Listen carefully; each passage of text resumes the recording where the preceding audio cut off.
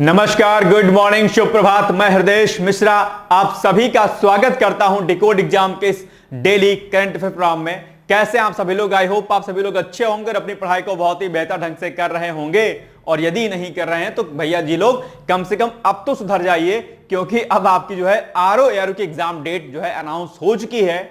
और जो है जिस दिन डेट आई है शाम को, उसी दिन मैंने जो है अपने चैनल पर सुबह सुबह जो है एक वीडियो बनाया था और मैंने कहा था कि जून या जुलाई में आपकी परीक्षा तिथि घोषित हो सकती है। और वही हुआ। जिस दिन सुबह मैंने वीडियो बनाया 10 बजे के करीब मैंने इसको रिलीज किया था अपने चैनल पर, और शाम को जो है नोटिफिकेशन आ गया कि आपका एग्जाम 27 जुलाई को हो रहा है। तो ऐसे में अब ये बुद्धिमानी आपके लिए है कि अब आप लोग जो है प्रॉपर तरीके से, अच्छी तरीके से स्टडी करिए। यहां पर डेली मॉर्निंग में आपको करंट अफेयर्स मिलता है, आप सभी लोग जानते होंगे। इसकी पीडीएफ फाइल जो पब्लिक ग्रुप बना है डिकोड एग्जाम का, आप लोग टेलीग्राम पे सर्च कीजिएगा, वहां पर अपडेटेड जो है फाइल आपको मिल जाती है रात के 9 बजे। इसी करंट अफेयर्स का पीडीएफ फॉर्म आपको मिल जाता है। लेकिन ध्यान दीजिएगा, पीडीएफ पढ़ने से ज्यादा जरूरी है कि आप यहां पर वीडियो देखा करें, क्योंकि यहां पर मैं बहुत सारी चीजें बताता हूं जो कि ना सिर्फ आरओ प्री के लिए इंपॉर्टेंट होता है, बल्कि यहां आपके निबंध के लिए भी कई सारे पॉइंट्स में बताता हूं। पीसीएस मुख्य परीक्षा, यूपीएससी मुख्य परीक्षा के लिए भी कई सारे इंपॉर्टेंट चीज बताता हूं। आपको मैं टास्क देता हूं, होमवर्क देता हूं, और उत्तर लेखन के लिए कई सारे महत्वपूर्ण बातों पर हम लोग चर्चा यहां पर करते हैं, जो कि पीडीएफ में नहीं होता है। राइट? तो अगर आपको समग्र रूप से तैयारी करनी है तो उसके लिए आप लोग वीडियो जरूर देखा करिए। 40 मिनट आपके जीवन के सबसे महत्वपूर्ण है। आप लोग जीएस में बहुत ज्यादा टाइम वेस्ट करते हैं, लेकिन अगर आप करंट पर फोकस करेंगे तो आप एक बड़े सेगमेंट को कवर अप कर ले जाएंगे। ठीक है? तो प्लीज आप लोग ज्यादा से ज्यादा जो है वीडियो को देखा करिए और वीडियो को शेयर भी जरूर कर दिया करिए। ठीक है? चलिए बिना देरी के आज के सेशन को हम लोग स्टार्ट करते हैं और देखते हैं कि कल क्या कुछ हमने पढ़ा था। यानी कि आज हम करेंगे फटाफट क्या रिवीजन। चलिए, नंबर 1 पॉइंट है आपका कि केंद्रीय वित्त एवं कॉर्पोरेट मामलों के मंत्री कौन है? आपके निर्मला सीतारमण जी हैं, फाइनेंस मिनिस्टर हैं, आप जानते होंगे इनको। ठीक है? ने 17 मार्च को नई दिल्ली स्थित नए संसद भवन में प्रधानमंत्री इंटर्नशिप योजना के लिए एक मोबाइल ऐप जो है क्या किया है, लॉन्च किया है। और प्रधानमंत्री इंटर्नशिप योजना के बारे में मैंने आपसे कहा था कि इसको डिटेल्स में आप लोग पढ़ लीजिएगा, क्योंकि यहां इस इंटर्नशिप योजना के माध्यम से क्या किया जाता है, जो युवा वर्ग है, जो 21 से 24 साल का जो युवा है, उसको दरअसल अलग अलग कंपनियों के माध्यम से इंटर्नशिप कराई जाती है और उसके बाद उनको जो है कंपनियों में नौकरी उनकी लगवाई जाएगी। यानी कि उनको एक स्किल प्रदान किया जाएगा, कौशल प्रदान किया जाएगा इस इंटर्नशिप योजना के माध्यम से। और स्किल प्रदान करने के दौरान उनको पर मंथ 5000 की फेलोशिप भी दी जाएगी और एक मुश्त जो है उनको एक बार 6000 का, यानी कि 6000 रुपए की एक मुश्त जो है राशि भी उनको प्रदान की जाएगी। ठीक है? तो ये आप लोग देख सकते हैं इसको, और 10th और 12th क्लास के जो स्टूडेंट्स हैं वो इसमें अप्लाई कर सकते हैं। ठीक है? मिनिमम 21 to 24 ईयर जो है इसकी एज लिमिट है। ठीक है? ध्यान रखिएगा। इसके अलावा विश्व उपभोक्ता अधिकार दिवस हर साल 15 मार्च को मनाया जाता है। ध्यान दीजिएगा, उपभोक्ता अधिकारों और संरक्षण को बनाए रखने की याद जो है ये दिलाता है। इसके अलावा केंद्रीय गृह मंत्री अमित शाह ने 15 मार्च को असम के डेरगांव में नवनिर्मित लचित बोरफुकन पुलिस अकादमी का उद्घाटन किया है। ठीक है? चलिए, केंद्रीय पर्यावरण, वन एवं जलवायु परिवर्तन मंत्रालय, हार्वर्ड विश्वविद्यालय, यूएसए के 2 संस्थानों के सहयोग से 19 से 22 मार्च 2025 को नई दिल्ली के भारत मंडपम में भारत 2047 जलवायु लचीला भविष्य निर्माण विषय पर एक सम्मेलन जो है आयोजित कर रहा है या आयोजित कर चुका है। ठीक है? हाल ही में कोलंबिया विश्वविद्यालय की प्रोफेसर कौन है? गायत्री चक्रवर्ती स्पार्क ने होलबर्ग पुरस्कार 2025 जीता है। ये चर्चाओं में है और चूंकि भारतीय मूल की है इसलिए आपके एग्जाम के लिए क्या हो जाती है, महत्वपूर्ण हो जाती है। ठीक है? मैंने कई बार कहा है कि अगर कोई महिला किसी खास पुरस्कार को जीतती है तो आपके परीक्षा के लिए जो है इंपॉर्टेंट हो जाता है। और खासकर अगर वो महिला भारतीय मूल की है तो ऐसा प्रश्न तो डेफिनेटली आपके एग्जाम में पूछा जा सकता है। इसको भी आप लोग विशेष रूप से तैयार कर लिया करिए। ठीक है? इसके अलावा केंद्रीय पर्यावरण, वन एवं जलवायु परिवर्तन मंत्रालय, हार्वर्ड विश्वविद्यालय, यूएसए के 2 संस्थानों के सहयोग से, ये क्वेश्चन कल 2 बार हो गया था। ठीक है? इसको हटा दीजिए। ठीक है? चलो, ये 2 बार कल क्वेश्चन हो गया था। ठीक है? चलिए आगे। हाल ही में स्विस कंपनी, हाल ही में कर लीजिएगा, हाल ही में स्विस कंपनी IQ एयर ने विश्व वायु गुणवत्ता रिपोर्ट 2024 जारी किया है। आप जानते होंगे, और इस रिपोर्ट के अनुसार विश्व की सबसे प्रदूषित जो राजधानी कौन सी है? दिल्ली है। तो ये दोनों पॉइंट आपके लिए क्या है, इंपॉर्टेंट है। इसको भी आप लोग क्या करिएगा, तैयार कर लीजिएगा। ठीक है? नंबर 8 पॉइंट है अंतरराष्ट्रीय भारतीय फिल्म अकादमी आईफा पुरस्कार 2025 का आयोजन जो है जयपुर में किया गया। और लापता जो लेडीज है इसने सबसे ज्यादा पुरस्कार जो है 10 पुरस्कार जीते हैं। बाकी डिटेलिंग कल हमने आपको अच्छे तरीके से समझाई थी, ठीक है, तो आप लोग उसको रिवीजन कर लीजिएगा वहां से। चलिए, हाल ही में एरोनॉटिक्स डेवलपमेंट एजेंसी ने अस्त्र मिसाइल का सफलतापूर्वक परीक्षण कर लिया है। ध्यान दीजिएगा, डीआरडीओ ने इसको बनाया हुआ है, एयर टू एयर ये जो है आपका मिसाइल है, ठीक है। ये देखिए, हाल ही में सविता और हरमनप्रीत सिंह को क्रमशः महिला और पुरुष वर्ग में वर्ष 2024 के सर्वश्रेष्ठ खिलाड़ी के लिए hockey India Balbir Singh senior पुरस्कार से क्या किया गया है, सम्मानित किया गया है। तो हॉकी का ये जो है अपने आप में एक बढ़िया पुरस्कार है, तो इसको भी आप लोग पढ़ लीजिएगा, ठीक है। चलिए आइए, कल हमने आपसे प्रश्न पूछा था कि बताओ निम्न में से कौन सा पादप हार्मोन है। सभी लोगों ने इसका उत्तर सही बताया था। आप सभी लोगों को मेरी तरफ से शुभकामनाएं हैं। और जिन लोगों ने उत्तर नहीं दिया था, मैं आपसे अपेक्षा करता हूं कि अगले दिन यानी कि आज आप लोग उत्तर जरूर देंगे। मैं कई बार आपसे कहता हूं कि जो मैं क्वेश्चन पूछता हूं हो सकता है वही सेम प्रश्न जो है आपकी परीक्षा में पूछ ले, तो अगर आप उत्तर दे देंगे तो आपको याद रहेगा, ठीक। अगर नहीं पता होगा तो आप गूगल पर सर्च करेंगे तो उस प्रश्न का उत्तर आपको आ जाएगा, ठीक है। तो ये एक बड़ा बेनिफिट दरअसल आपको मिलने वाला है इसका। तो आप लोग प्लीज कमेंट बॉक्स में जाकर के इसका उत्तर जरूर दिया करिए। नहीं आया करे तो उसको गूगल पर एक बार सर्च प्लीज आप लोग जरूर कर लिया करिए, ठीक है। गूगल पर सर्च करेंगे तो 2-4 इंफॉर्मेशन आपको और अच्छी से मिल जाएगी, ठीक है। और कल हमने आपसे कहा था कि ये जो भी हार्मोन्स का चैप्टर है बायो में, हार्मोन्स के चैप्टर को आप लोग अच्छे तरीके से पढ़ लीजिएगा। यहां से प्रश्न बायो में खूब पूछा जाता है आपके, ठीक है। चलिए आगे बढ़ते हैं हम लोग। अब आज का पहला टॉपिक हमारा है यूनेस्को विश्व विरासत केंद्र द्वारा भारत के लिए संभावित सूची में 6 स्थलों को भी शामिल कर लिया गया है। ये आपके परीक्षा के दृष्टिकोण से बहुत ही महत्वपूर्ण है। 6 स्थल वो कौन कौन से हैं जिनको सूची में शामिल किया गया है, ठीक है। आइए हम इसको देखते हैं। तो पहला पॉइंट तो सेम एज इट इज वही जो हमने आपको बताया कि यूनेस्को विश्व विरासत केंद्र द्वारा भारत के लिए संभावित सूची में 6 स्थलों को शामिल कर लिया गया है। 6 स्थल कौन कौन से, इनकी अवस्थिति और इनके बारे में आपको जानकारी होनी चाहिए। तो एक एक करके हम 6 पॉइंट पर देखते हैं, ठीक है। नंबर 1, कांगेर घाटी। दरअसल ये छत्तीसगढ़ के बस्तर में अवस्थित है। आप सभी लोग जानते होंगे, कई बार यहां से प्रश्न देखने को मिलता है, ठीक है। तो यह छत्तीसगढ़ के बस्तर में स्थित है। इसका नाम क्या है, कांगेर नदी के नाम पर रखा गया है। यह चूना पत्थर की गुफाओं और तीर्थगढ़ जलप्रपातों के लिए प्रसिद्ध है। तो कई बार आपके एग्जाम में पूछ लेगा कि ये बताओ ये जो कांगेर घाटी है दरअसल किसके लिए प्रसिद्ध है। आप तुरंत उत्तर देंगे सर ये जो है चूना पत्थर की गुफाओं और तीर्थगढ़ जलप्रपातों के लिए क्या है, फेमस है अपने आप पे, ठीक है। तो ये जानकारी आपको रखनी है। और कहां पर है ये, छत्तीसगढ़ में है। यह भी पॉइंट आपके लिए जरूरी है, इसको भी याद रखिएगा। इसके अलावा मृदुमल महापाषाण मिनहिर, ये क्या है, यह मानव निर्मित लंबोत रूप से स्थित पत्थर है। यह शीर्ष की ओर शंक्वाकार होता है, यानी कि जब आप ऊपर की तरफ देखेंगे तो उसको क्या होगा, थोड़ा सा शंक्वाकार आकार में, लाइक दिस, कुछ इस प्रकार से जो है आपको देखने को मिलेगा। ये इमेज नहीं है, ये कुछ ऐसे दिखेगा आपको इमेज, ठीक है। कुछ इस प्रकार से नहीं, छोड़ो, ये दिखेगा आपको कुछ समथिंग लाइक दिस। देखो ये दिखेगा आपको ऐसे, ठीक है। नीचे से ऐसा रहेगा और ऊपर की तरफ से क्या हो जाएगा, थोड़ा सा शंक्वाकार आकार का, जैसे मंदिर का ये होता है ना ऊपर का एरिया, लाइक दिस। तो इस तरीके से जो है ऐसे होता है, ठीक है। इस प्रकार का आकृति जो है इसकी होती है, याद रहेगा। चलिए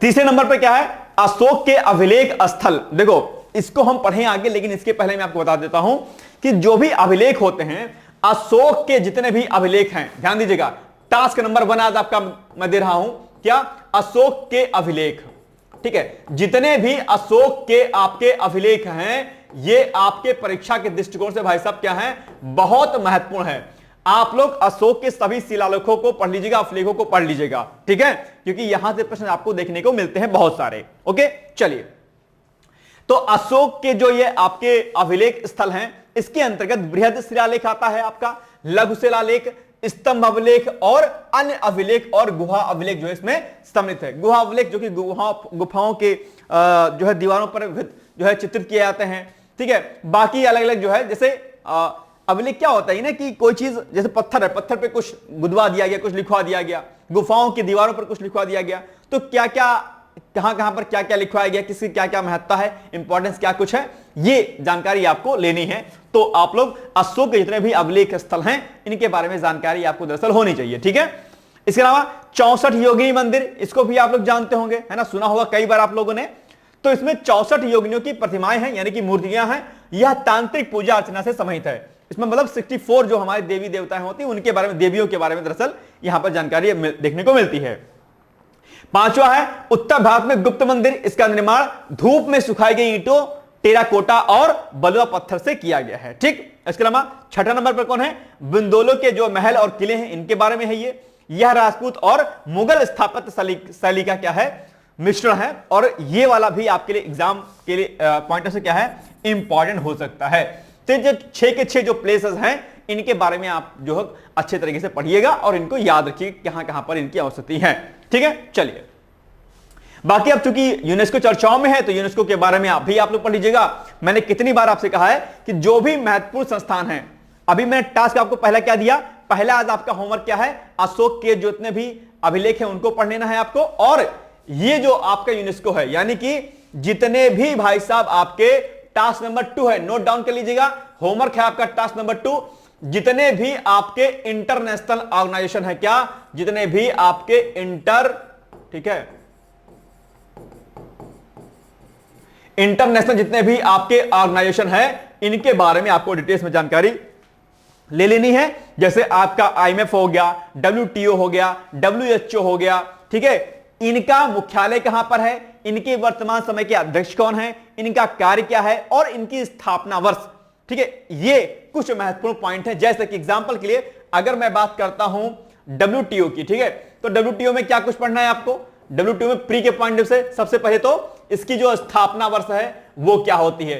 कोई भी इंटरनेशनल ऑर्गेनाइजेशन होगा सबसे पहले उसके बारे में पढ़ना है, उसकी स्थापना, ठीक है, स्थापना जो उसकी वर्ष होता है, स्थापना वर्ष, ठीक, स्थापना वर्ष के बारे में। फिर उसका जो मुख्यालय होता है वो मुख्यालय कहां पर है ये भी आपको पढ़ना है। ठीक है, मुख्यालय के अलावा दरअसल उसके वर्तमान जो अध्यक्ष हैं, ठीक है, वो कौन है, ठीक है, और दरअसल इसका जो कार्य है वो क्या है, और ये जो पर्टिकुलर जो ऑर्गेनाइजेशन जो भी होगा क्या उसमें भारत शामिल है या नहीं है, और उसमें और कौन अन्य देश हैं, यानी कि कितने देशों का वो संगठन है या क्या कुछ इसमें शामिल है, कितने देशों का संगठन है, ठीक है, कितने देश इसमें शामिल हैं। तो इतनी जानकारियां आपको दरअसल यानी कि स्थापना वर्ष, उसका मुख्यालय, ठीक है, उसके वर्तमान जो अध्यक्ष हैं वो कौन है, ठीक है, कार्य क्या है उसका, भारत इसमें शामिल है नहीं शामिल है, और कितने देशों का वो प्रमुख संगठन है, इतनी जानकारियां आपको अंतरराष्ट्रीय संगठनों से लेनी है। याद रहेगी मेरा बिंदु ये। ठीक है, चलिए आगे बढ़ते हैं हम लोग। ये सारी चीजें आप लोग को जो है इकट्ठा कर लेनी है, क्योंकि यहां पर क्या होता है, मेंस में भी आपके प्रश्न देखने को मिलता है, अगर आप पीसीएस की परीक्षा देंगे मुख्य परीक्षा तो वहां पर। ठीक है, चलिए, तो मुख्यालय कहां पर भाई साहब, यूनेस्को का पेरिस यानी कि जो कि फ्रांस में अवस्थित है, और इसका पूरा नाम, कई बार नाम पूछ सकता है पूरा, तो इसका पूरा नाम क्या है, संयुक्त राष्ट्र शैक्षिक वैज्ञानिक और सांस्कृतिक संगठन, इसका पूरा नाम है। यह एक अंतरराष्ट्रीय संगठन है जो शिक्षा यानी कि एजुकेशन, विज्ञान यानी कि साइंस, संस्कृति यानी कि कल्चर, संचार, ठीक है, के माध्यम से अंतरराष्ट्रीय सहयोग को बढ़ावा देकर विश्व शांति और सुरक्षा को बढ़ावा देने में यह योगदान देता है। ठीक है, और इसकी स्थापना वर्ष की अगर हम बात करते हैं तो 16 नवंबर 1945 को इसकी दरअसल स्थापना होती है यूनेस्को की। ठीक है, इतने पॉइंट आपके लिए जरूरी हैं, याद रख लीजिएगा। ठीक है, चलिए आगे बढ़ते हैं। अब आप लोग बताइए, कांगेर घाटी अवस्थित है कहां पर है, मध्य प्रदेश, छत्तीसगढ़, उत्तर प्रदेश या फिर केरल में। अभी जस्ट हमने आपको बताया था, तो सिंपल सी बात है, छत्तीसगढ़ में अवस्थित है, यानी कि B is the right answer. ठीक है, यही ना होगा, चलिए बिल्कुल सही बात है। अब पीएम सूर्य घर मुफ्त बिजली योजना, इस पर मैंने कई प्रकार के प्रश्नों को आपको कराया है, अभी फिर से ये चर्चाओं में है भाई साहब। आप कहेंगे सर फिर से चर्चाओं में क्यों है, तो चर्चाओं में इसलिए है क्योंकि 10 लाख इंस्टॉलेशन जो है पूर्ण कर लिया गया है, इसीलिए जो है दरअसल ये क्या है, चर्चाओं में है।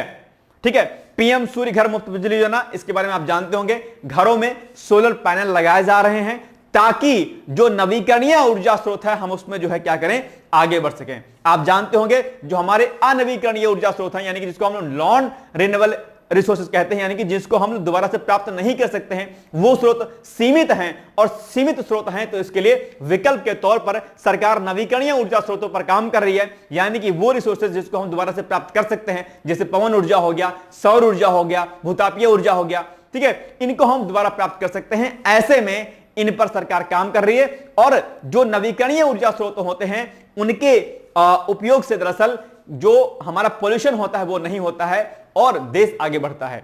तो इसी परिप्रेक्ष्य में पीएम सूर्य घर मुफ्त बिजली योजना की शुरुआत की गई थी। 2024 में इसकी शुरुआत होती है।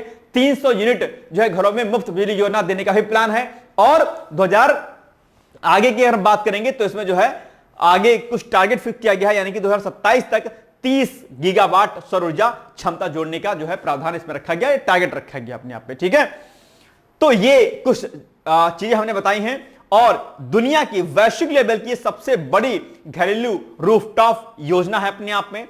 और एक डेटा है पर देखिए कि दमन द्वीप और जो चंडीगढ़ है, इसने अपने सरकारी भवनों पर सोलर पैनल लगाने का 100% जो है लक्ष्य हासिल कर लिया। यानी कि चंडीगढ़, दमन और द्वीप जो है, जो ऐसे बन गए हैं स्टेट जिन्होंने अपने जो भी उनके गवर्नमेंट के ऑफिसेस होते हैं, ऑफिशियल, वहां पर सोलर पैनल दरअसल लगा दिया गया है। ठीक है, इसके अलावा सोलर रूफटॉप इंस्टॉलेशन में शीर्ष प्रदर्शन करने वाले राज्यों में कौन कौन से हैं? नंबर 1 पर आपका पहला सा राज्य कौन सा है? गुजरात है, जहां से चाय वाले जी आते हैं, मतलब जी मोदी जी आते हैं, आपके देश के प्रधानमंत्री आते हैं। ठीक है, ठीक है। दूसरे स्थान पर केरल, तीसरे स्थान पर आपका उत्तर प्रदेश आता है। ध्यान दीजिएगा, ये तीन के तीनों स्टेट आपके एग्जाम के लिए क्या हो जाते हैं? जरूरी हो जाते हैं। यानी कि जो इंस्टॉलेशन जो हो रहा है इसका सोलर पैनल का, उसमें प्रथम स्थान पर गुजरात है, दूसरे पर आपका कौन सा है स्थान? दूसरे स्थान पर आपका भैया क्या है?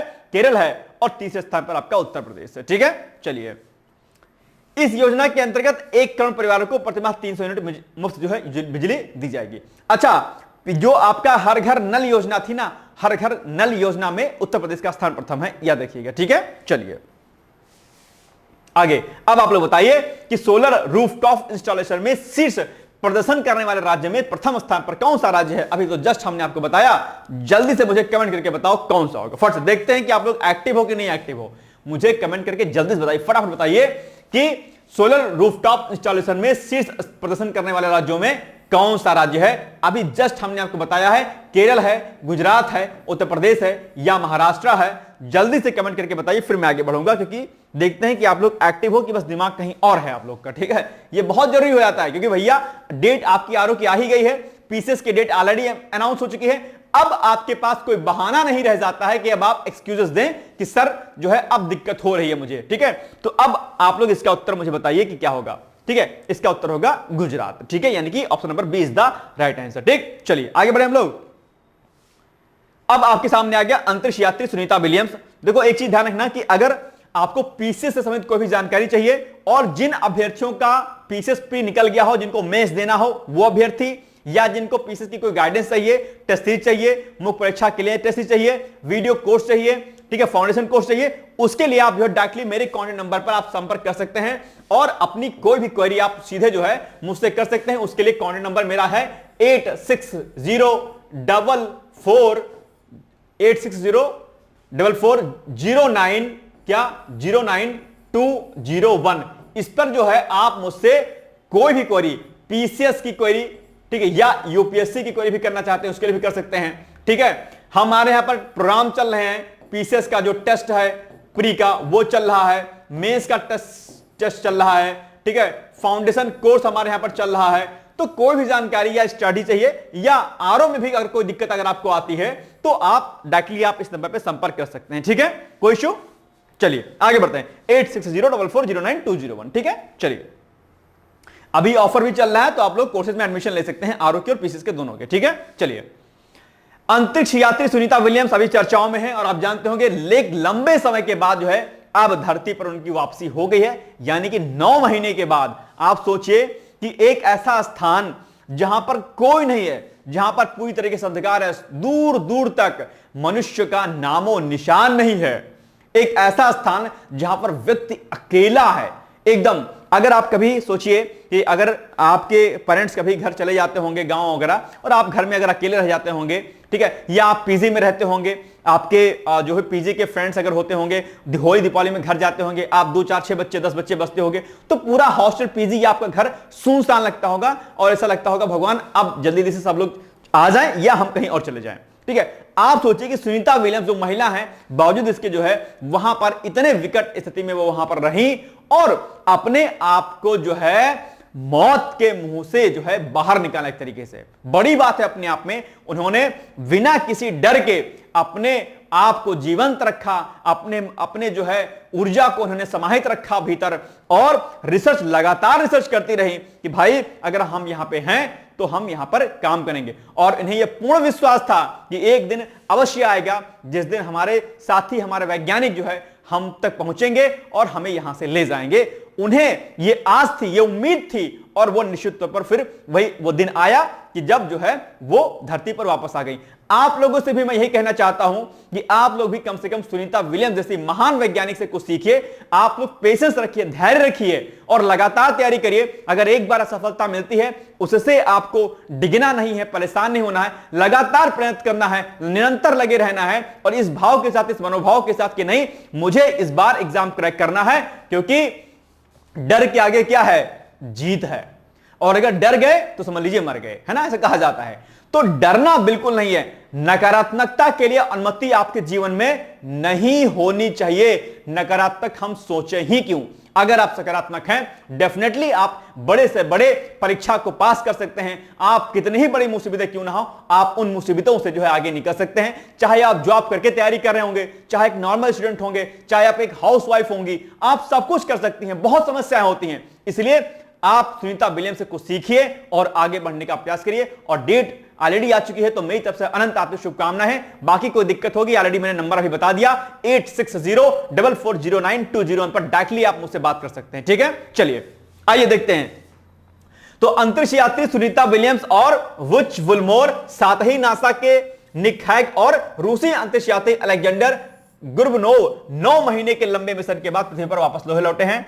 सुनीता विलियम्स, नासा के बुच विलमोर, नासा के निक, ये पॉइंट वही है। चलिए, विलियम्स और विलमोर ने 6 जून 2024 को बोइंग के स्टार लाइनर अंतरिक्ष यान में सवार होकर आईएसएस के लिए जो है शुरुआत की थी, यानी कि जो है जो आपका अंतरिक्ष अंत है वहां के लिए।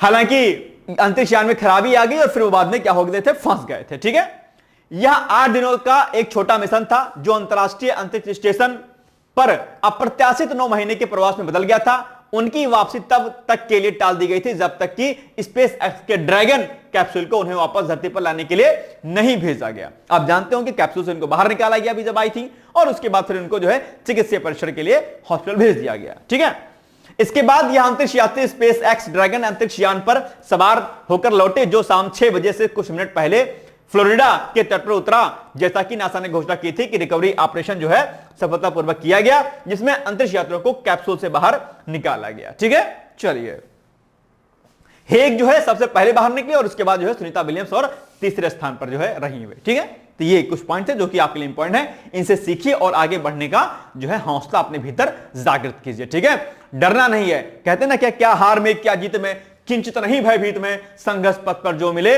यह भी सही वह भी सही। ठीक है, तो एक लाइन और कही जाती है कि जब नाव जल में छोड़ दी, है ना। ठीक है, तो कुछ लाइन ऐसे है कि जब नाव जल में छोड़ दी, पतवार ही छोड़ दी। ठीक है, और भगवान शंकर हो गए फिर राग क्या श्रृंगार का, है ना। तो ये इसकी लाइन एग्जैक्ट है कि जब छोड़ दी सुख की कामना, आरंभ कर दी साधना, ठीक है, फिर धार क्या मझधार क्या, भगवान शंकर हो गए फिर राग क्या श्रृंगार क्या। तो जब छोड़ दिया, सब कुछ छोड़ दिया ईश्वर पर, अपने मेहनत पर छोड़ दिया, तो टेंशन नहीं लेना है, चिल मार की तैयारी करिए, खुश रहिए, मस्त रहिए। ज्यादा लोड लीजिएगा तो टेंशन हो जाएगा। ठीक है, चलिए। अच्छा, एक बात और, कई बार कॉल्स आती हैं कि सर स्टडी करते हैं लेकिन ये लगता है कि सब कुछ भूल गए हैं। एक बात मैं आपसे यहां पर बहुत ही महत्वपूर्ण कह रहा हूं। देखो, एक बात और, अगर लगता है कि मैं बातें नहीं समझ में आपकी आ रही तो वीडियो को आगे बढ़ा दीजिएगा। ठीक है, सुनना होगा सुन लीजिएगा। ओके, कई बार कॉल्स आती हैं कि सर जब हम पढ़ते हैं तो सर लगता है कि हमारा सब कुछ छूट रहा है, कुछ नहीं याद आ रहा है, दिमाग जो है भूल रहा है। उसके लिए सबसे पहले आपको एक काम करना है कि रिवीजन पर आपको विशेष तौर पर ध्यान देना है। डेली रिवीजन करिए, वीक में 2 दिन 1 दिन करिए, हर 16वें दिन रिवीजन करिए, महीने के अंत में रिवीजन करिए। इतना रिवीजन करिएगा, आप नहीं भूलेंगे। और दूसरी महत्वपूर्ण बात, अगर आप लगातार मेहनत कर रहे हैं और फिर भी लग रहा है आपको कि सर हम भूल रहे हैं, सर डर लग रहा है, सर टेंशन हो रही है, अगर टेंशन हो रहा है, डर लग रहा है, तो उसके 2 कारण होंगे। एक कारण यह होगा कि या तो आपने बिल्कुल पढ़ाई नहीं की होगी। भाई डर के 2 ही रीजन होंगे, सिंपल सी बात है। बहुत अच्छी बात बता रहा हूं, आपके जीवन के लिए इंपॉर्टेंट है। अगर आपको एग्जाम से डर लग रहा है तो इसके 2 कारण हो सकते हैं। एक तो आपने स्टडी जो है अपनी की ही नहीं है, और अब हो गया है एग्जाम डेट अनाउंस, और अब जो है एकदम से दिमाग एकदम से पागल हो जा रहा होगा, यार क्या करें अब क्या करें, क्योंकि अभी तक तो पढ़ाई नहीं की होगी, समझाते समझाते हम लोग थक गए थे। तो या तो स्टडी आपने नहीं की होगी इसलिए आपका दिमाग चकरा रहा होगा और टेंशन हो रही होगी, एक तो ये पॉइंट है। दूसरा, वो अभ्यर्थी जिन्होंने स्टडी खूब की होगी, जबरदस्त तरीके से इतने समय में की होगी, बहुत बढ़िया मेहनत की होगी, तो उनको भी टेंशन अभी हो रही होगी। लेकिन ऐसे अभ्यर्थियों को टेंशन नहीं लेना है जो लगातार पढ़ाई कर रहे थे। उनको अगर टेंशन होती है इसका मतलब यह हुआ कि वो पढ़ रहे थे इसीलिए उनको टेंशन हो रही है, ठीक है। या तो जो बिल्कुल नहीं पढ़ रहा होगा, जिसने फॉर्म एनी फॉर्म डाल दिया होगा, तो उसको काहे का टेंशन भाई साहब, ठीक है। तो 2 ही 3 कंडीशन बनेगी, तो ज्यादा लोड लेने की आवश्यकता नहीं है, ठीक है। आप अगर पढ़ रहे होंगे तो टेंशन का होना लाजमी है, इससे आपको बाहर निकलना और अपनी तैयारी को बढ़िया तरीके से करना है, ठीक है। चलिए आगे बढ़ते हैं हम लोग। अब इस पर आधारित आपके सामने एक प्रश्न दिखेगा, तो निम्नलिखित कथनों में कौन सा कथन जो है सही है, ठीक है, इसमें डैश लगा लीजिएगा। नंबर 1, अंतरिक्ष यात्री सुनीता विलियम्स और बुच विल्मोर, साथ ही नासा के निक हैग और रूसी अंतरिक्ष यात्री अलेक्जेंडर गुर्बनोव 9 महीने के लंबे मिशन के बाद पृथ्वी पर वापस लौटे, ठीक बात है। दूसरा, विलियम्स और विल्मोर ने 6 जून 2024 को बोइंग के स्टारलाइनर अंतरिक्ष यान में सवार होकर आईएसएस के लिए शुरुआत की थी, यानी कि अंतरिक्ष के लिए शुरुआत की थी, ठीक है। तो बिल्कुल सही बात है, दोनों ही कथन सही, यानी कि सी इज द राइट आंसर। कोई दिक्कत? चलिए आगे बढ़ते हैं। बोंगो सागर 2025 ये युद्धाभ्यास है, नौसैनिक युद्धाभ्यास है, आप जानते होंगे। और ये दरअसल बांग्लादेश और भारत के मध्य में दरअसल प्रतिवर्ष आयोजित किया जाने वाला संयुक्त सैन्य अभ्यास है, नौसैनिक अभ्यास है, ठीक है। तो आपके एग्जाम में पूछ सकता है प्रश्न ये। और इसका जो पहला संस्करण था वो 2019 में जो है दरअसल आयोजित किया गया था। बांग्लादेश वैसे भी चर्चाओं में रहा है आजकल पिछले कुछ महीनों से, इसलिए ये अभ्यास आपके एग्जाम के लिए इंपॉर्टेंट हो सकता है, इसको आप लोग नोट डाउन कर लीजिएगा, ठीक है। और भारत बांग्लादेश के मध्य में एक अभ्यास और होता है जिसका नाम है संप्रीति, ठीक है। क्या है? संप्रीति। तो इसके बारे में आपको जानकारी होनी चाहिए, ठीक है। चलिए आगे बढ़ते हैं। अब बताओ, बोंगो सागर नौसैनिक अभ्यास निम्नलिखित में से किन 2 देशों का संयुक्त सैन्य अभ्यास है? तो सिंपल सी बात है, अभी जस्ट हमने पढ़ा किन 2 देशों का है, भारत और कौन सा देश है? कौन सा देश है? बांग्लादेश है आपका, ठीक है। तो एक तो ये बोंगो सागर और एक संप्रीति, दोनों 2 अभ्यास जो है इसके साथ होते हैं भारत और बांग्लादेश के मध्य में, ठीक है। याद रहेगा, जितने भी प्रमुख युद्धाभ्यास होते हैं वो सभी आपके एग्जाम के लिए महत्वपूर्ण होते हैं, किसी भी टॉपिक को आपको इग्नोर नहीं करना, अच्छे से पढ़ना है, ठीक है। चलिए, पाई डे, क्या पाई डे? पाई ऐसे होता है ना, पाई। अच्छा, पाई डे आप शायद पहली बार आज सुन रहे होंगे, ठीक है। तो पाई डे दरअसल जो ये दिवस पाई डे या पाई दिवस जो मनाया जाता है वो मनाया जाता है 14 मार्च को। आप लोगों ने हाई स्कूल में मैथ्स लगाया होगा, प्लस 2 में मैथ्स लगाया होगा, पाई के बारे में आप लोग जानते होंगे। 22/7 इसका जो है क्या होता है? इसका जो है वो होता मान होता है, ठीक है। तो आप लोग इसको पाई को मैथमेटिक्स में अलग अलग जगहों पर आपने इसका इस्तेमाल किया होगा, ठीक है। और ये दरअसल जो आपका क्या होता है, ये गणितीय स्थिर यानी पाई का वार्षिक उत्सव है अपने आप में, पाई दिवस। और 2009 में संयुक्त राज्य अमेरिका के प्रतिनिधि सभा ने पाई दिवस की मान्यता का समर्थन किया था। यह वृत्त की परिधि और उसके व्यास के अनुपात को दर्शाता है। परिधि और व्यास, वृत्त की परिधि और व्यास तो पता होगा ना क्या होता है, ठीक है। ये हो गया आपका क्या, माना कि ये हो गया आपका वृत्त, ठीक है। ये क्या है? ये इसकी परिधि है। ये क्या हो गया इसका? ये होगी इसकी त्रिज्या, और व्यास इसका पूरा का पूरा भाग इसका, ठीक है। जानते होंगे आप सभी लोग, ठीक है। चलिए, तो परिधि और उसके व्यास के अनुपात को दर्शाता है, ठीक है। चलिए, अच्छा, वृत्त पर मैथ में खूब सारे प्रश्न पूछे जाते हैं। वृत्त का जो है क्षेत्रफल, वृत्त का त्रिज्या पूछ लेता है, वृत्त का व्यास पूछ लेता है, कई सारे प्रश्न जो है आप एग्जाम में वृत्त से सहित पूछा जाता है, ठीक है। तो आप लोग वृत्त से सहित चीजों को तैयार कर लीजिएगा। चलिए आगे बढ़ते हैं हम लोग। पाई दिवस मनाया जाता है 10 मार्च, 12 मार्च, 14 मार्च या फिर 16 मार्च। सिंपल सी बात है, अभी हमने यहां पे पढ़ा 14 मार्च, यानी कि option number C is the right answer, ठीक। ये देखो, कोई दिक्कत? चलिए, रायसीना डायलॉग भाई साहब बहुत महत्वपूर्ण है, और रायसीना डायलॉग दरअसल प्रतिवर्ष आयोजित किया जाता है। 9वां जो इसका संस्करण हुआ था वो लास्ट ईयर दिल्ली में आयोजित किया गया था, और अभी हाल ही में 10वां संस्करण का आयोजन जो है किया गया है। रायसीना डायलॉग कुछ म्यूनिख जो समझौता आपका होता है उसी से समित होता है, ठीक है। तो रायसीना डायलॉग के ऊपर प्रश्न का बनना स्वाभाविक है, आप लोग इसके बारे में अच्छी तरीके से पढ़ लीजिएगा। और इसमें अलग अलग देशों के लगभग 3500 से अधिक प्रतिनिधियों ने इसमें पार्टिसिपेट किया, और क्रिस्टोफर लक्सन जो कि न्यूजीलैंड के पीएम हैं, ये इस पूरे दरअसल आयोजन के प्रमुख के रूप में उभरे हैं, यानी कि इनका एक बड़ा योगदान है। और रायसीना डायलॉग जो है प्रॉपर तरीके से बहुत ही इंपॉर्टेंट है, ठीक है। तो प्रधानमंत्री नरेंद्र मोदी ने 17 मार्च को, ठीक है, 17 मार्च को राष्ट्रीय राजधानी नई दिल्ली में भू राजनीति और भू आर्थिकी पर केंद्रित 3 दिवसीय सम्मेलन रायसीना डायलॉग के 10वें संस्करण, ये संस्करण याद रखिएगा, हो सकता है आपसे एग्जाम में पूछे, ठीक है, 10वें संस्करण का उद्घाटन किया गया है इस बार, ठीक। और जो है इस वर्ष के रायसीना डायलॉग की जो थीम है वो क्या है, कालचक्र, पीपल, पीस एंड जो प्लेनेट, ये इस वर्ष की थीम है जो आपके एग्जाम के लिए क्या है, जरूरी है। रायसीना डायलॉग के अंतर्गत दरअसल ग्लोबली जो भी अस्थिरता होती है, ठीक है, चाहे वो जियो पॉलिटिक्स की हो या जियो इकोनॉमिक्स की हो, इसमें जो अस्थिरता, जो अनस्टेबिलिटी होती है उसको सुदृढ़ करने के लिए, मजबूत करने के दरअसल रायसीना डायलॉग को आयोजन किया जाता है, ताकि ग्लोबली जो है कहीं ना कहीं एक प्रॉपर जो है चीजें बेहतर हो सकें और सभी देशों में जो है, चाहे वो जो है आपका पॉलिटिकल जियो हो या फिर कोई अन्य संगठन जो है चीजें हो, वो सही तरीके से चलें ओवरऑल, ठीक है। यानी कि अगर इसको हम थोड़ा सा अलग समझे तो जैसे कहते हैं ना वेद में हमारे की वसुधैव कुटुंबकम, संपूर्ण विश्व एक परिवार है, या सर्वे भवन्तु सुखिनः सर्वे सन्तु निरामयाः सर्वे भद्राणि पश्यन्तु मा कश्चित् दुर्भाग्यः भवेत्, यानी कि सभी लोग को सुखी रहना है, सभी लोग को निरोगी रहना है, किसी को भूखा नहीं सोने देना है, यानी कि सामाजिक समरसता की बात करनी है, चाहे वो बात जियो पॉलिटिक्स की हो या जियो इकोनॉमिक्स की हो, सभी में समानता का भाव हो, इसके लिए रायसीना डायलॉग जो है आयोजित किया जाता है। एक मोटे तौर पर मैंने आपको थोड़ा सा शॉर्ट में समझा दिया है, आपकी यूपीपीसीएस मुख्य परीक्षा के लिए महत्वपूर्ण है रायसीना डायलॉग,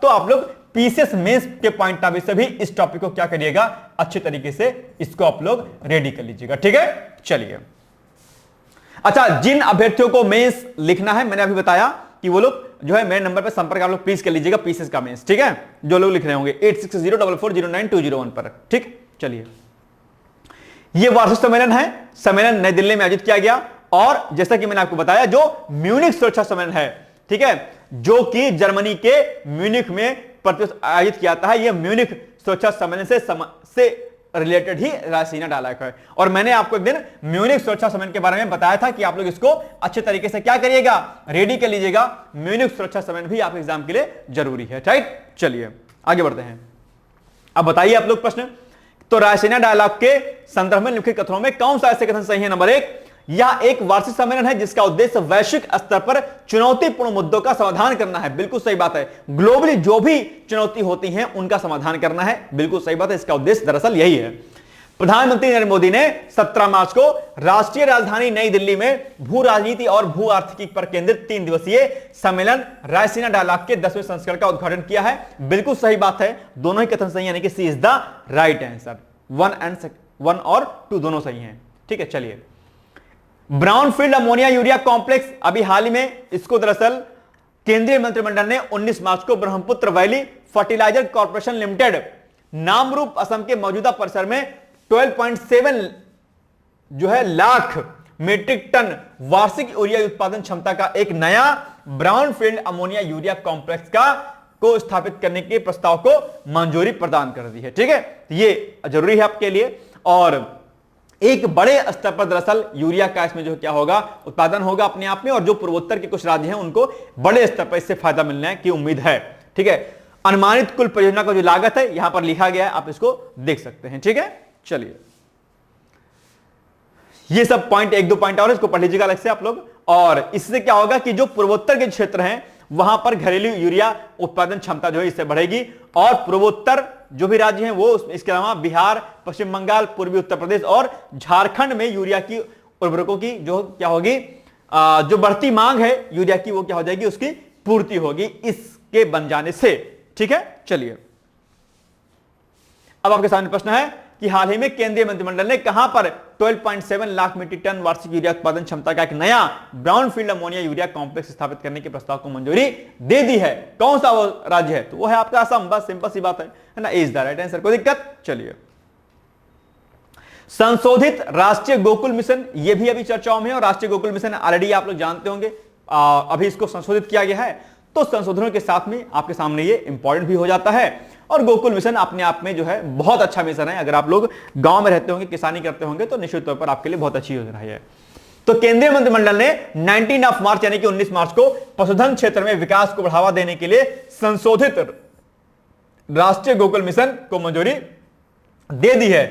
जो संशोधित राष्ट्रीय गोकुल मिशन होगा ये 15वें वित्त आयोग से यानी कि 2021-22 से 2025-26 के दौरान 3400 करोड़ रुपए के आवंटन के साथ में मंजूरी दी गई है इसमें, ठीक है। चलिए, अब इसके बारे में कुछ चीजें दी गई हैं। यह योजना राष्ट्रीय गोकुल मिशन की चल रही गतिविधियों को जारी रखने के लिए है। वीर्य केंद्रों को मजबूत बनाना, कृत्रिम गर्भाधान नेटवर्क, बैल प्रजनन कार्यक्रम का कार्यान्वयन, लिंग विशिष्ट वीर्य का उपयोग करके त्वरित नस्ल सुधार कार्यक्रम, कौशल विकास, किसान जागरूकता, उत्कृष्टता केंद्र की स्थापना सहित नवीन गतिविधियों के लिए समर्थन, केंद्रीय मवेशी प्रजनन फार्मों को मजबूत बनाना और इनमें से किसी भी गतिविधि में सहायता के पैटर्न में कोई बदलाव किए बिना केंद्रीय मवेशी प्रजनन फार्मों को मजबूत बनाना। ये दरअसल आप लोग इसको अच्छी तरीके से क्या करिएगा, पढ़ लीजिएगा। ठीक है, चलिए ये देखिए, अब बाकी इसमें कुछ पॉइंट और दे रखे हैं, आप इसको पढ़ लीजिएगा। और इसमें दरअसल उत्पादकता में वृद्धि हुई है, 26.34% की वृद्धि हुई है दूध उत्पादकता में। ठीक है, तो ये सब कुछ चीजें आपके लिए क्या हो गई हैं, जरूरी हैं, जो कि आपके लिए एग्जाम के लिए इंपॉर्टेंट हो जाती हैं। ठीक है, चलिए अब आपके सामने प्रश्न है कि राष्ट्रीय गोकुल मिशन के संदर्भ में लिखित कथनों में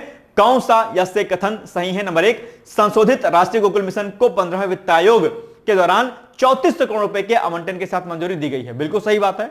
राष्ट्रीय गोकुल मिशन के क्रियान्वयन एवं सरकार के अन्य प्रयासों से पिछले 10 वर्षों में दूध उत्पादन में 63.55% की वृद्धि हुई है। बिल्कुल सही बात है, 10 वर्षों में इतनी वृद्धि हुई है, तो हो जाएगा आपका उत्तर क्या, सी।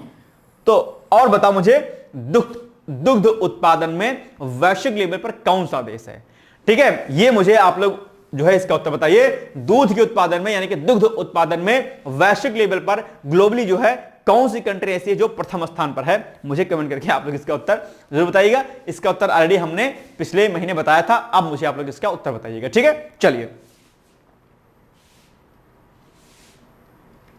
बलूचिस्तान भाई साहब अभी चर्चाओं में है और कई हिंसात्मक गतिविधि वहां पर हुई हैं, इसलिए जो है बलूचिस्तान क्या है, चर्चाओं में है। और पाकिस्तान का एक बड़ा जो है यार अपने आप में क्या है, ये दरअसल राज्य है और पाकिस्तान के कब्जे में दरअसल है अपने आप में। ठीक है, तो चर्चाओं में रहा है, इसलिए बलूचिस्तान के बारे में आपको जानकारी होनी चाहिए। पाकिस्तान का सबसे बड़ा प्रांत है और इसके बलूचिस्तान के दक्षिण में अगर आप देखेंगे तो अरेबियन सागर है, यहां पर आप देख पा रहे होंगे मैप में। और पश्चिम में दरअसल बलूचिस्तान की, ये देखिए बलूचिस्तान है, पश्चिम में इसके क्या है, ईरान है, और उत्तर में से क्या है, अफगानिस्तान है। ठीक है, तो ये चर्चाओं में है, मैप के माध्यम से इसको आप लोग देख लीजिएगा। और ये सुंदर सा बगल में आपके क्या है, इंडिया लगा हुआ है यहां पर। ठीक है, तो आप लोग इसके बारे में अच्छी तरीके से पढ़ लीजिएगा। और अगर हम इसकी कैपिटल की बात करते हैं तो इसकी राजधानी क्वेटा है। और यहां पर जैसा कि मैंने आपको बताया कि बलूचिस्तान ईरान, सिस्तान और बलूचिस्तान प्रांत तथा अफगानिस्तान के सटे हुए क्षेत्रों में बटा हुआ है। यहां के लोगों की प्रमुख भाषा कौन सी है, बलूच या बलूची के नाम से जानी जाती है। ठीक है, तो भाषा के बारे में भी आपसे प्रश्न यहां से पूछ सकता है। ओके,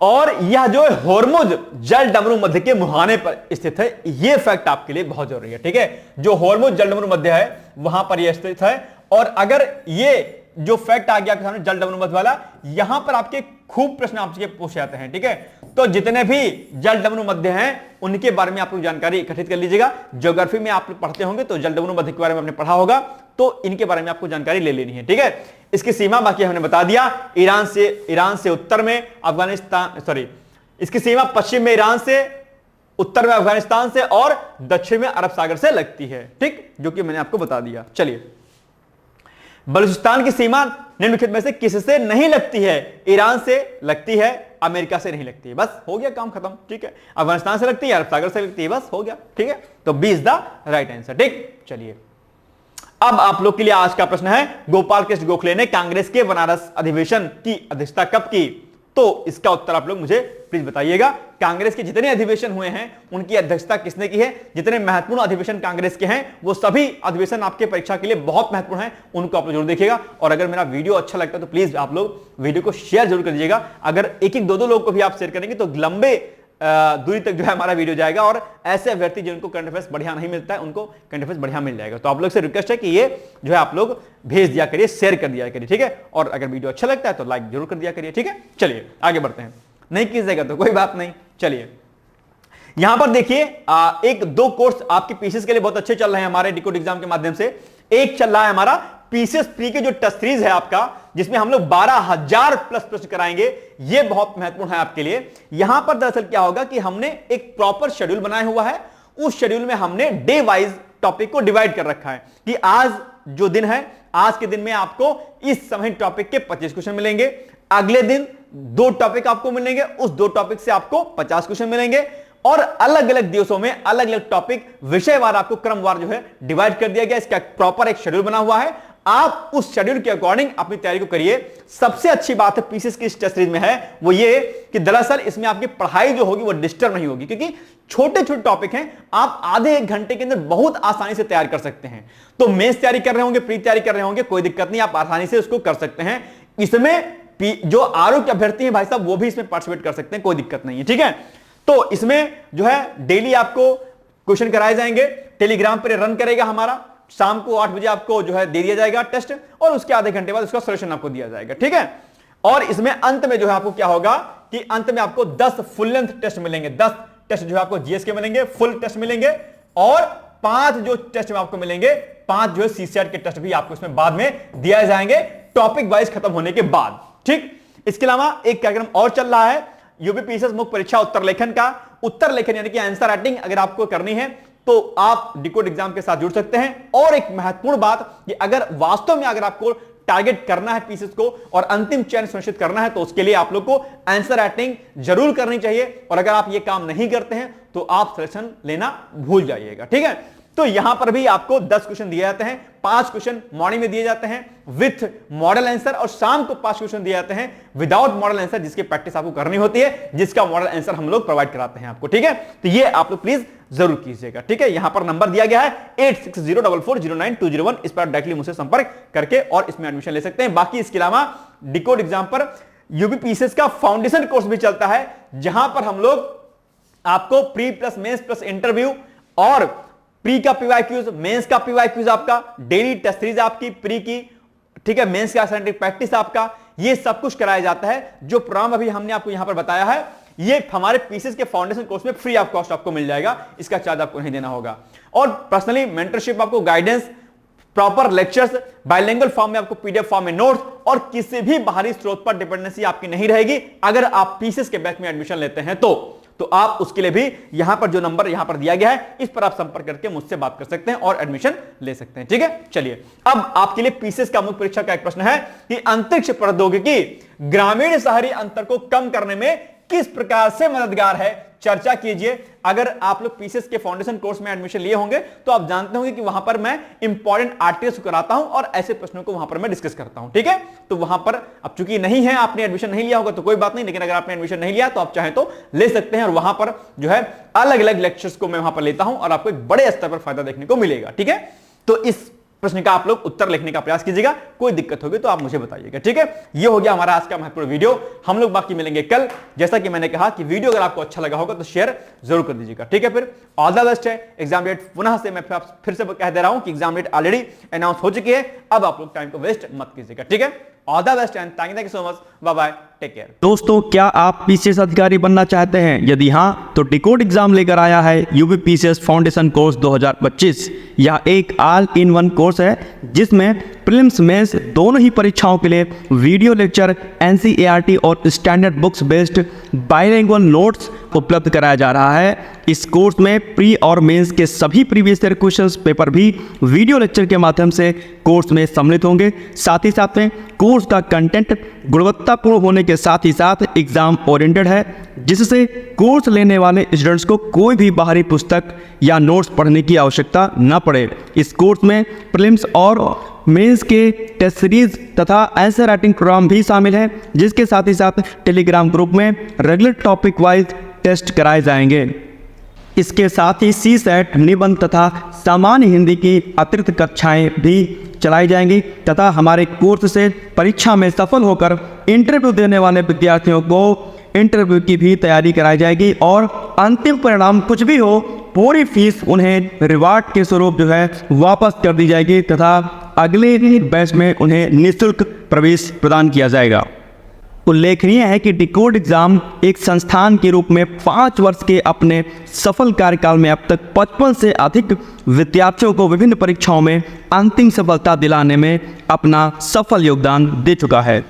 इस कोर्स की फीस 15,000 रुपये निर्धारित की गई है, लेकिन पहले प्रवेश लेने वाले 100 विद्यार्थियों को 3,000 रुपये की विशेष छूट दी जा रही है। और अधिक जानकारी के लिए हमारे संस्थान के नंबर 6307495944 पर संपर्क करें।